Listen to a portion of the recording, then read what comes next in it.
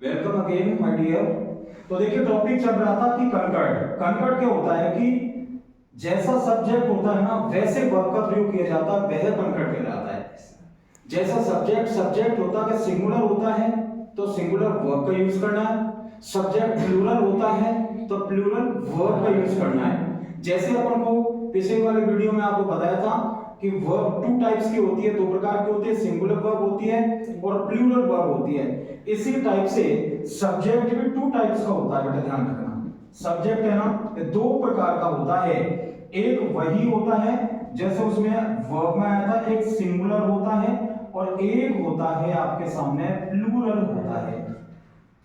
एक सिंगुलर और एक प्लूरल, यानी कि टू टाइप्स के सब्जेक्ट्स होते हैं।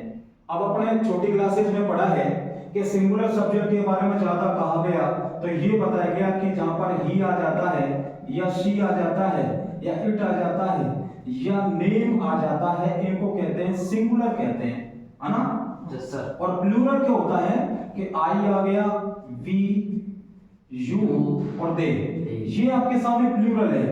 लेकिन इनसे काम चलने वाला नहीं इस टॉपिक में, इनमें तो डिटेल से आपको पढ़ना पड़ेगा। सब्जेक्ट की आइडेंटिफाई होनी चाहिए, आपकी पहचान। यदि सब्जेक्ट की आइडेंटिफाई कर दिया तो ये ठीक है। मतलब कैसे करना है, अकॉर्डिंग टू सब्जेक्ट, यानी कि सब्जेक्ट के अनुसार वर्ब का यूज करना ही कंकर्ड कहलाता है, सब्जेक्ट वर्ब एग्रीमेंट कहलाता है। एग्जाम में कैसे आता है ये चेक कीजिए आप। यहां पर अपन एग्जाम्पल लिखते हैं, मालूम लिखा हुआ है सी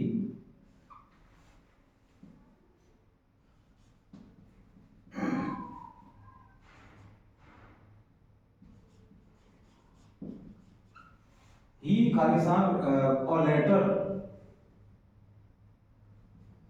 और इसमें आगे आपके सामने एक तरह का राइट और एक तरह का राइट्स, ये देख लो, ठीक है। अब आपको करना क्या है कि इस टाइप से एग्जाम में क्वेश्चन पूछा जाएगा। अब इस टाइप में क्या करना पड़ेगा कि आपको टू सेंटेंस मिलेंगे और टू सेंटेंस के में आपको बीच में ब्लैंक स्पेस मिलेगा, हिंदी में जानते होंगे खालिस्तान, वो मिलेगा।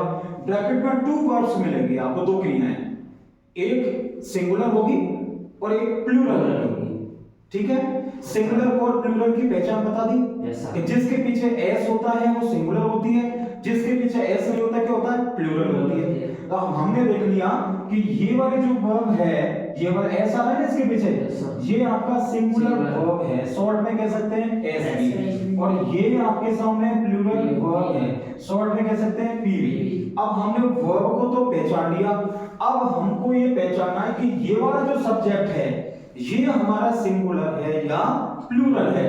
अब हमने इसको चेक किया है कि चेक करके पता लगाया कि ये आपके सामने ही आना कौन सा हो गया, सिंगुलर। जब सिंगुलर सब्जेक्ट है तो सिंगुलर सब्जेक्ट के साथ क्या लगेगा, सिंगुलर वर्ब लगेगी। इसका मतलब हो गया कि ही के साथ किसका यूज करोगे, राइट्स का। तो इसमें उठा करके बेटा क्या आ जाएगा आपके सामने, राइट्स आंसर आ जाएगा। इसे क्लियर? Yes sir. तो इस ढंग से आपके सामने आ जाएगा। और चेक करते हैं, ये दे रखा है आपके सामने,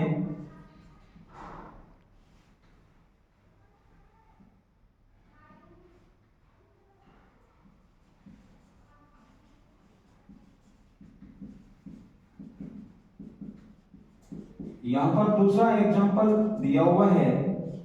यहां पर आगे आपके सामने आर और इज आ गया, ठीक है। क्या लिखा हुआ है, she Khalistan a good girl in the class. तो हमको पहले इसमें देखना है कि सिंगुलर वर्ब कौन सी है और प्लूरल वर्ब कौन सी है। तो बताओ कौन सी है, सिंगुलर कौन सी है, इज है कि आर है, इज है। ये आपके सामने सिंगुलर हो गया, ये कौन सी हो गई भाई, प्लूरल वर्ब हो गई, ठीक है। अब हमको सब्जेक्ट जो दे रखा है इसको आइडेंटिफाई करना है, सिंगुलर है या प्लूरल है। बताओ सिंगुलर है प्लूरल है, सिंगुलर। सिंगुलर है। तो सिंगुलर जब है तो सिंगुलर सब्जेक्ट के साथ में सिंगुलर वर्ब भी आएगी ना, yes, तो इसका साथ में क्या आएगी, इज आएगी। तो इस यहां पर उठा करके लिख दें। Is it clear? Yes sir. तो ये शॉर्ट नियम है, सीधा साधा है, बहुत सारे रूल्स आपको पढ़ने पड़ेंगे सीधे साधे, और मैं वो पढ़ाऊंगा जो एग्जाम में आपको जल्दी से जल्दी उसमें आप फटाफट कर सके, उन टॉपिक को करवाऊंगा। यहां तक आप लिख सकते हैं, take your time please. Okay